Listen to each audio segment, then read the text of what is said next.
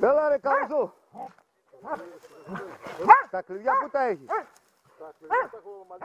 Μαζί του τα έχει ρε, ζωντανός, ωραίος.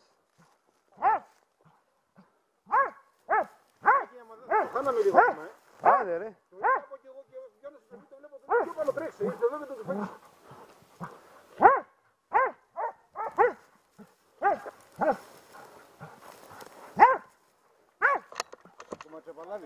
Παίρνεις. Έλα σε πάρε και σένα, έλα ρε, έλα ρε. Έλα ρε κομμέσο.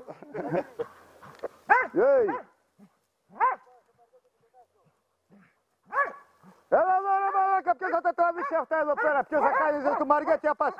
Έλα από εκεί κάτω. Έλα κάνουμε και το άλλο παγάνα τώρα που είναι ο Καραντάνος.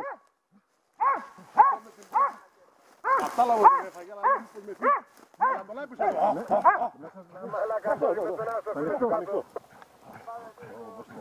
Θα το βλέπω, έκανε την κατηφορά, αλλά δεν φαίνεται. Λέω πάνω θα βγει, τρέχω. Βλέπω στο γύρο να τον λέω, τρέχει να σένα, του λέω, θα βγω πιο πάνω. Αφού σε κάνω μόνο να φύγει.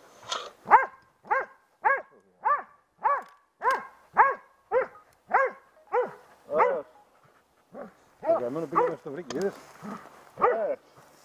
Αφού 384 τον έλεγα που το είχα στίγμα, μόλις πήγε 384 με λέει, έλα.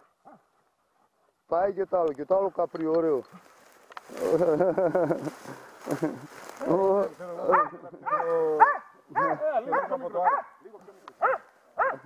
Και ακόμα ζωντανός είναι λίγο, κομμένος του άρεσε.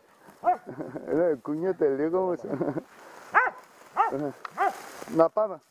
Ναι. Ναι, τον βρήκαμε από εκεί που έμπαινε. Πήγα στο στίγμα που στη γραμμή και τον βρήκα.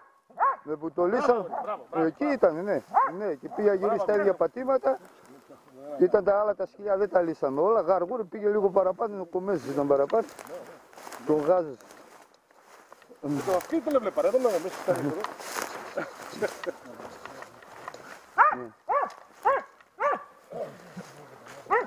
Έγινε.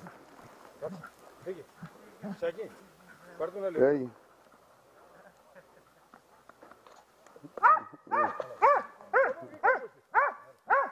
Έγινε, ρε Καϊσή.